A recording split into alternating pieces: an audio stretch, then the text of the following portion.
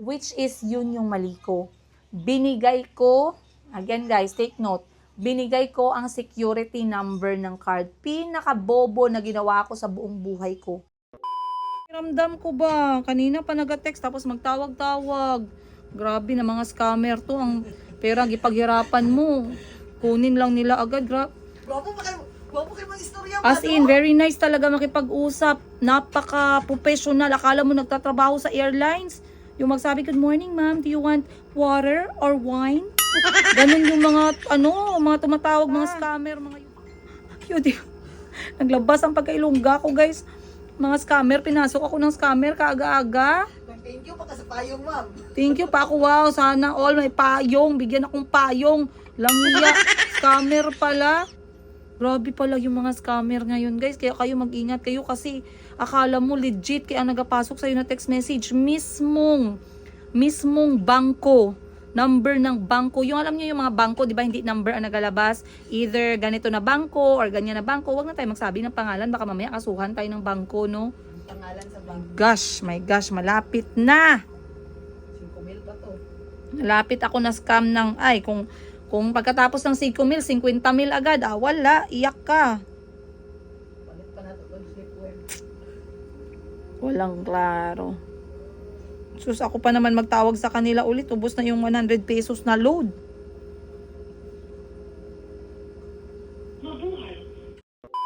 Yung details po Oo. about dun sa nangyari po. Ma'am, Oo. balik, kunin ko na lang muna yung number po nung tumawag sa inyo Sige. para ma-check po natin sa database kung may Okay. ganitong number po na lumabas po. Sige. Ma'am, ano po yung number po na ginamit? 0912 0912 125 125 1919. 1919. Mm-mm. Okay po. Bali, today lang po ito na, ma'am. Yes, ngayon lang talaga bago kita tinawagan, like 5 minutes ago. Mga anong tansya nyo, ma'am, mga anong oras po? Mga tumawag sila around 11 or 10:30. 11.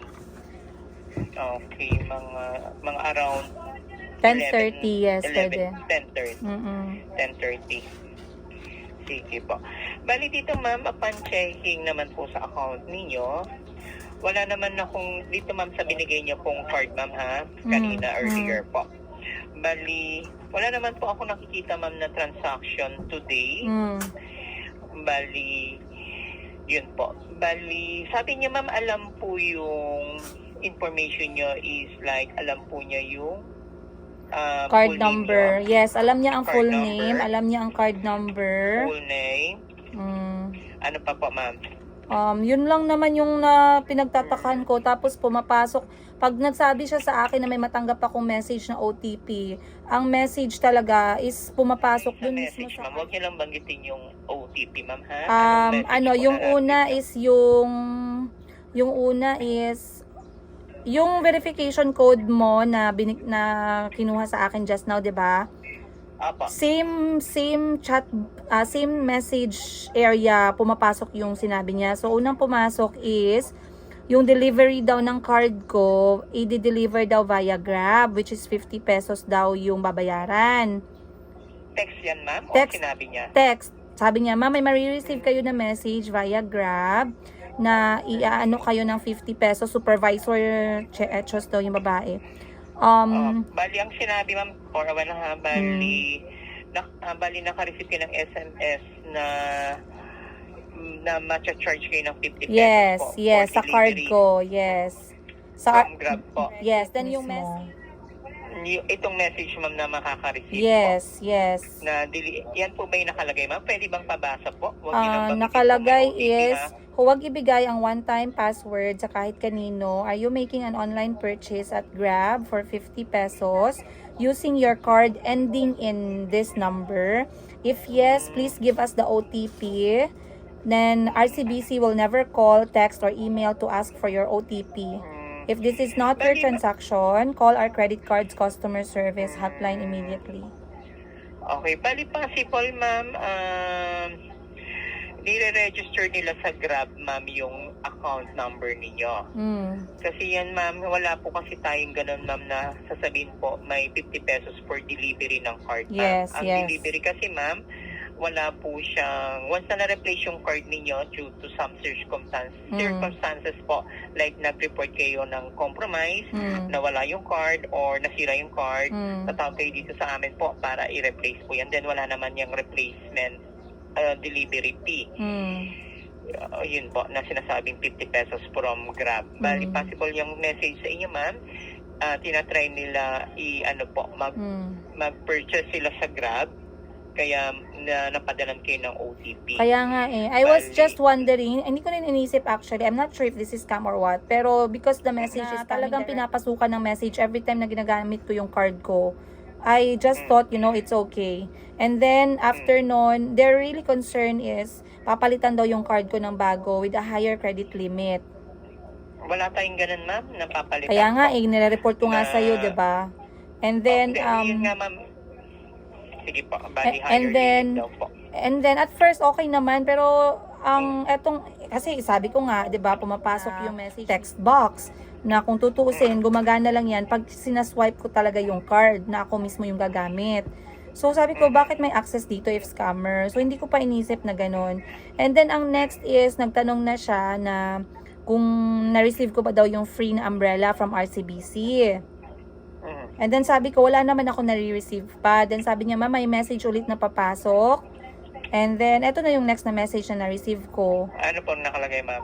Wag ibibigay ang OTP kahit kanino. Are you making an online purchase at Lazada for 5,400 pesos using your card ending in this number? If yes, please enter the OTP. And then, sinabi ng supervisor ko, no, don't tell me the OTP. I'm going to connect you to an automated blah blah blah na parang robot yung tunog ng boses na yun yung magtatanong ng OTP. Tapos dapat i-mention ko siya verbally.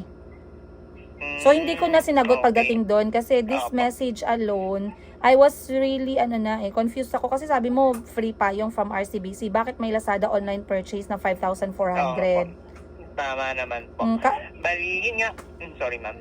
Sige, ma'am, ganito po. I-hold ko lang muna yung line. Validate ko lang itong number na to na binigay niyo sa akin, ma'am. Okay. Yung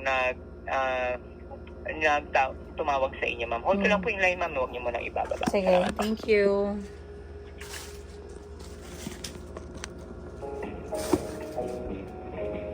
Saan ka nag-content ka ron, mami? Scammer. Ay, naman. Ano lang gid mo? Mga ito na lang yun.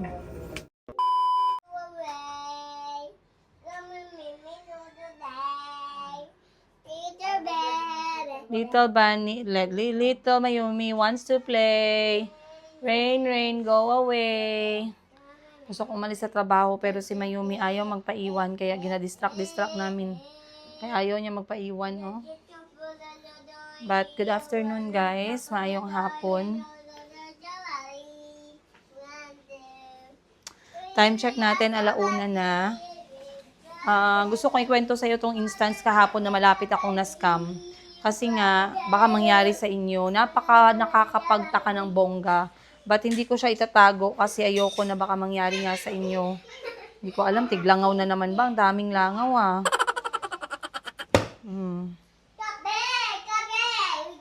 Hindi ko alam kung sino sa inyo dyan, but it is very satisfying. It brings a lot of satisfaction na nakakapatay ako ng langaw. Nakakagigil.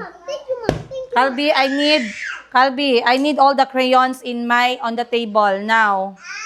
I want to check. Calby. Yes, for school. Sa school yan. Ban? Wag yan, sleeveless lang. Masyadong mainit. Calby, I want to see all the colors on the table, please. Ang daming langaw,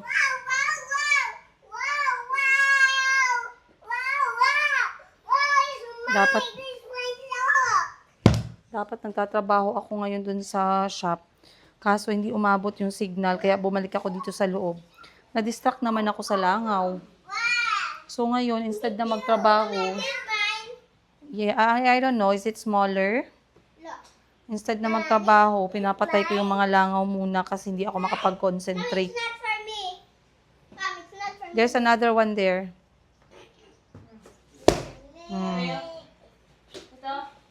Check the size if it's smaller. Satisfying talaga makapatay ng langaw, ah. Samahan nyo muna ako, guys. Kayong gigil ko talaga sa langaw. Grabe. Hindi ko lang alam kung tiga. Hindi ko lang alam kung bakit. Mag-uumpisa na naman yung langaw season. But anyway, kahapon nagkaroon ako ng malapit akong na-scam, guys. And ito yung tinatawag nila, hindi ko alam anong tawag mo dyan, pero explain ko sa inyo. Malapit akong na-scam ng mga nagpanggap na taga-bangko. Isa sa bangko ko tumawag, ang ganda ng boses, oh, professional na professional, napakas lang. Para talagang totoong mga, alam mo yun, para nagtatrabaho sa mga malalaking kumpanya, ganon. So, yun yung aking unang, unang, tawag nito, unang na parang sign na naisip ko na, oh, okay to, baka talagang bangko to, 'di ba? Konti lang 'yun, syempre hindi ko naman isipin agad na scam. Ngayon, ang ikalawang nangyari kung paano ko naisip na tinatanggap ko yung call na 'yon at hindi ko siya naisip na i-scamin pala ako, ay dahil ang mismong message nila, talagang tinawag ko to sa bangko, guys. Sabi ko, ay, walang hiya kayo, klase na style ng inyong dyan, sistema. Paano kami makaisip na ginascam pala kami kung mismong yung message nila galing mismo sa bangko ninyo? Guys, hindi ko talaga naisip na ma-scam ako kahapon. Imagine, malapit ako na scam sunod-sunod. Hindi mo, siguro abot, siguro pakyawin niya siguro yung laman ng credit card ko ay kung nadala niya ako sa scam. Kasi tawag nito, ang message, every time na nagsasabi sila na may marireceive daw ako na message, may pumapasok din talaga na message at mismong ang inbox na yon ay yung parang automated na messages galing sa bangko. Hindi siya phone number, hindi siya random phone number, kundi pangalan mismo ng bangko kung saan doon pumapasok yung messages every time na ginagamit ko yung card na to. Imagine. So ever since nagamit ko yung card na to, never naman ako nakatanggap ng any alert na hindi ko ginawa na activity. Okay? So this time, every time na yung tumawag sa akin, sabi, ma'am, may marireceive kang message, meron siyang verification code, meron talaga ako nare-receive at mismo galing sa bangko na yon. So ngayon, So ngayon, sabi ko, guys, alis na nga ako dito, hindi ako makapag-concentrate, ang dami ng lang. So ngayon, sabi ko nga ay sinunod ko naman yung instruction niya, no? Sabi niya, ma'am, ganito, ang kanyang intro is may credit card daw ako, 'di ba? So sabi ko, yes. Ngayon, sabi niya sa akin, ma'am, tumatawag kami kasi eligible po kayo for credit card increase. Ngayon, sabi niya, available ka ba na makipag-usap? Sabi ko, busy ako ngayon, pero sige, go. Isasabay ko na lang sa trabaho ko. No. Okay. Be? Wow. Yes. You smell nice. May tumawag bigla sa number ko. Yung number na nag-appear is phone number lang siya. Pero first time kasi ito nangyari sa akin. So, hindi ko siya inisip agad na scam. Kasi yung tono ng pananalita ng tumawag, napaka-galing, talagang very well thought yung words, yung vocabularies, at yung mga sinasabi, no? So, basically, ang tumawag sa akin ay under daw sa isang bank, which is Bangko. And what they were offering is, they're trying to ask me if may problema ba daw ako sa ganitong experience, sa credit card experience. Kaya sabi ko, wala. And then they said, if I have the time, they wanted to talk to me. Sabi ko nga, right now, busy ako, pero tungkol saan ba? Sabi nila about, limit increase sa credit card. So, syempre, sabi ko, okay na din to kasi maganda din yun na nag-i-increase yung credit record. So, sabi ko, sige, go. Ngayon, while we were talking, etong lalaki, pinasa ako sa babae na supervisor daw nila kasi yung sabi is supervisor daw yung magsasabi kung allowed ako sa amount or ano yung maximum amount na pwede. Ngayon, etong si girl, guys, talagang supervisor ang dating, no? I am the head supervisor of this bank, ganon. Ngayon, keep in mind na phone number po yung tumawag. Pero ang pinagtataka ko, during the whole time na nag-uusap kami at nagsasabi yung supervisor na babae ko, no, na may matatanggap daw akong verification code, pumapasok siya sa mismong text box ng bangko. Imagine. Let me play. paano nila napasok yung mismong text box ng bangko. Yung text box na yan, na nagkakaroon lang yan ng message every time ginagamit ko yung card. But this time, yung tumatawag sa akin mismo, pag sinabi niya may papasok na verification code, talagang may pumapasok at mismo dun sa text box or yung alam niyo yung guys, yung matic na siya, yung hindi mo makikita yung number pero may name ng bank. So sabi ko, legit siguro to, no? Later on sa pag-uusap namin, alam niya yung email ko, alam niya yung pangalan ko, alam niya ang credit card number, alam yun. Sabi ko, bakit ganito, 'di ba? So na-realize ko, okay, fine. Hindi ko pa din siya inisip na scam. And then later on, may hinihingi na siya sa aking detalye. Unang-una sabi sa akin, ma'am, yung batch number ng card mo is ganito, magiging bago na siya. Can you give me the old batch number ng card? Which is yun yung mali ko. Binigay ko, again guys, take note, binigay ko ang security number ng card. Pinakabobo na ginawa ko sa buong buhay ko. Binigay ko ang security code, yung 3 digit na number sa likod ng card. Kasi nga, hindi ko naisip talaga na mga scammer dahil nga nagagamit nila yung bangko na text box ng bangko. Later, ang dami ko nang na-realize no? Ngayon, maya-maya, sabi sa akin ng supervisor, is, sabi, ma'am, ganito po ang mangyayari, you're going to receive a new card and this is going to be the new security number and the new limit will be 3 million, ganon, diba? Example lang yan, syempre. The new limit will be 3 million pesos for your card. You can use it for swiping, you can use it for buying, you can use it for flights, and you also have points that you can redeem. Your total points is 20,000 points. And converted into cash, it will be 4,512.64. May paganon pa guys, no? So parang legit talaga. Maya-maya pa sa pag-uusap namin, na-mention niya na yung pangalan ko, yung card number ko, na hindi ko binigay sa kanya. Yung email ko, meron din siya. Address ko, meron din siya. Ang hindi niya lang makuha is yung 3-digit na code sa likod. At saka yung verification na ako lang yung nakakatanggap sa cellphone ko. So she was trying to play me around those things. Ngayon, later on, sabi niya, okay ma'am, ipapadala po yung card via Grab, and then magte-text po sa inyo yung Grab, ibibigay niyo po sa akin yung verification code. Pero we're going to refund back, gumanon. Talagang napakaganda ng guys, ng accent, ng kanyang diction, no? Sabi ko, okay, maya-maya, na-receive ko na yung Grab. 50 pesos, like she said, talagang pumasok siya. Sabi ko, okay, binigay ko yung code sa Grab na OTP, 6-digit. Next naman, sabi naman sa akin, okay ma'am, expect the card to arrive on May 25th. It will be delivered to you. Are you available to accept the card daw, the new card? And then, sabi pa, if you're not available, please leave an ID or ganito, ganyan, etchos. And then, okay, sige, go pa din ang gagan yun na lola. Guys, I'm not sure if kulang ba ako sa tulog, if nagbobobobohan, nagtanga-tangahan ba ako at the moment. Lahat naman tayo, may mga moment kung saan nagiging tanga tayo, no? Nagiging bobo tayo. So anyway, ngayon, ang pinaka-red alert niya sa akin kung bakit ko siya naisip na this is a scam. Meron na akong kutob, kinabahan na ako. Okay? Alam niyo kung bakit? Sabi niya sa akin, ma'am, nabigyan ka na ba ng free umbrella from the bank? Sabi ko, wala pa. Sabi niya, okay ma'am, and a text message will be sent to you. Kindly share the verification code para po ma-redeem ninyo yung free umbrella natin. Alam niyo guys, anong sunod na pumasok? You have an online purchase from Lazada worth 5,400 pesos. Nagtaka na ako doon kasi hinihingi niya ang verification code tapos hindi pa sila yung humihingi. They have a certain automated na parang boses, no, na parang AI na you received a 6-digit OTP, gumagano, one-time PIN code. Please state the code verbally. Ganun, gumaganon pa. So ngayon doon na ako nagtaka, bakit may online purchase? Sabi mo free umbrella. O di ba guys, ang bobo ko, ang tanga ko, no?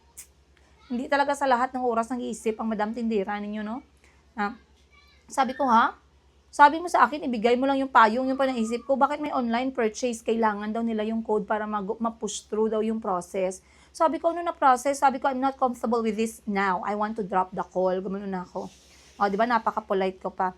I would like to drop the call. I'm not comfortable. Ay, ma'am, you have to tell us the code pa din po to cancel everything. Sabi ko, no, I'm not going to share the code. I'm not comfortable with this. I'm not doing any online purchases sa Lazada. Ma'am, kailangan pa din po namin yung code para po ma-verify at ma-cancel po lahat. Otherwise, lahat po ng ano ninyo, lahat ng ginawa natin today, hindi po siya mapupush, plus mabablock po yung card ninyo, which is yung current card ko nga. Doon na ako nagtaka kasi medyo galit na siya. Yung boses ng babae na napaka-sosyal, napaka-okay ng diction, feeling ko ang ganda niya behind the camera, no? Basura pala, guys. Basura pala. So, dun siya na parang napikon. Sabi ko sa kanya, no, thank you. Sabi ko ganon. Ma'am, okay, please call the customer service right after this call po para ma-report sa kanila na nag-cancel ka. Otherwise, mabablock yung card ninyo. Sabi ko sa kanya, okay, can you share with me the customer service number? Gumanon pa ako, di ba? Alam nyo, nung sagot ng babae sa akin, ay hindi mo alam, gumanon. Eh di wala na, nag-giveaway talaga, na talagang mga scammer, ang mga walang hiya, guys. Mga kapal talaga ng mukha. So ngayon, sabi ko sa kanya, it's okay, I have the number, gumano na ako. Pagka-drop ko ng call, that's when I realized na I was really almost scammed by these people. Kasi number 1 pala, pinakauna, dapat pala, never kang mag-entertain ng mga phone call galing sa bank. Banks will never call you, you will call the bank for any inquiries, for any concern, for anything at all. Ikaw yung kukontak sa bangko. Bangko or whoever will never call you. Now, saan nila nakuha yung mga details, guys? Kasi tinanong ko yung bank, nag-report ako immediately, tumawag ako sa customer service. Most probably, kapag may mga nag-iikot, no, humihingi ng mga details for credit card, may credit card ka na ba, baka na-share nila sa black market, hindi natin alam. So, hindi din pala safe yung ganun. Na basta-basta mo lang ibibigay yung record ng mga cards mo. Don't ever do that. And then also, tinanong ko sila, okay, fine, if I had my mistake, paano napasok? Okay, paano na breach or na compromise ng mga scammer yung mismong text box ng bangko? Kung saan dapat yung natatanggap ko lang na message dyan, talagang mga legit na mga transactions, hindi nakasagot sa akin yung bank. Yun daw yung ire-report nila para daw mapag-aralan kung paano daw yun hindi maulit. So, hiningi nila sa akin yung phone number, pinakwento nila sa akin ano nangyari. It's a thing that happens every now and then. Hindi lang ako yung na ganito. Ang iba nga, na-scam pa. I know someone who got scammed for 50,000 pesos. In-swipe sa Lazada like 5 times. 10,000, 10,000, 10, or 20,000, 20,000, and then 10,000. So, imagine that, guys. So, napaka-blessed pa din ako, no, kasi hindi natuloy yung pag-scam sa akin. And I had that, alam mo yon yung lukso ng dugo, no, yung mga scammer, itong mga buang na to ay parang ganun, guys, no. Pero I was almost scammed for something na I cannot afford to lose. Okay? Kasi syempre, pag nabigay mo na yung code, pwede ka nang sunod-sunod nun. Tumawag ako sa mga kapatid ko, I told them the story, and they're like, yeah, that's a scammer. Next time, do not even entertain these people na tumatawag sa'yo at sinasabing bank, kahit kano pa sila kaganda magkapag-usap. Do not ever give any OTP, verification code, one-time PIN code, whatever to anyone. Always secure your cards na hindi makita yung mga 3-digit, and always make sure na pag may na-receive ka message na someone is trying to hack your account, then you can actually report that to the bank immediately. So, that was a very bad experience from yesterday. Napakawalang hiya ng mga scammer, no? Yung pagod na pagod ka kakahanap ng pera, tapos ganun lang pala sila mga scam. So, mag-iingat kayo, guys. Sana hindi mangyari sa inyo. At pag nangyari sa inyo, at least tandaan nyo yung mga sinabi ko. Okay? Pag number yan, nagsabi na bank, scam nyo na sila una. Diba? Unahan nyo na sila ng scam. Huwag nyo hayaan na ma-scam nila kayo. Alright? And, bank will never call you. Remember that. You will be the one to call the bank. Nobody will ask for your OTP. Don't ever do that. Huwag niyong basta-basta ibibigay yung card niyo kahit kanino, kahit dun sa mga nagsasabi na, mami, apply namin kayo sa bagong credit card, whatnot. Always be careful. Anyway, guys, that's my learning for yesterday. I'm grateful na hindi ako na-scam.